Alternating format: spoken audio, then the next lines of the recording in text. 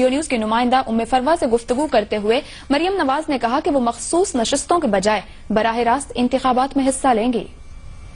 बहुत कोशिश करूंगी कि मैं रिवायती सियासत ना करूं और खिदमत की सियासत करूं।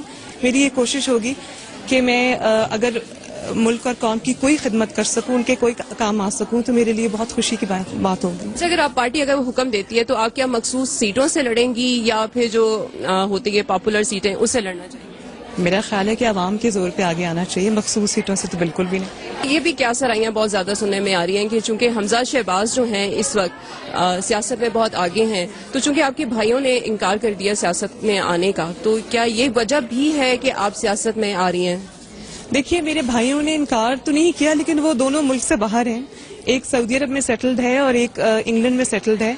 और जहाँ तक हमजा का सवाल है, मेरा ख्याल है हम दोनों मुस्लिम लीग नून के कारकुन हैं। मुस्लिम लीग के लिए काम करेंगे, अपने मुल्क के लिए काम करेंगे, अपने लोगों के लिए काम करेंगे इंशाल्लाह। तो ऐसी मुकाबले वाली मेरा नहीं ख्याल कि आप लोग बना दें तो अलग बात है, वैसे ऐसी कोई बात तो है नहीं। अगर आप वज़ीर आज़म होती तो आप क्या समझती हैं, कोई ऐसे 4 स्टेप्स जो आप समझती हैं कि फौरी इक़दामात होने चाहिए थे जो मौजूदा हुकूमत ने नहीं किया? मेरा ख्याल है कि इतनी दूर की तो मैं अभी नहीं सोच रही, बिल्कुल भी। मैंने आपको पहले भी बताया कि मैं अपने आप को मुस्लिम लीग नून की एक कारकुन समझती हूँ, एक अदना सी कारकुन समझती हूँ। और अभी मैं जो है अपना काम मैंने शुरू किया है, इसलिए मैं इतनी बड़ी बड़ी बातें और इतनी दूर की मैं बिल्कुल भी नहीं सोच रही। एकदम तहरीक इंसाफ इस तरह सामने उभरी और उसका जलसा भी हुआ, इसके बारे में आप क्या कहते हैं? इसके बारे में मैं कुछ इसलिए नहीं कहना चाहती कि मैं चाहती हूँ कि लोग हमारे काम को देखें।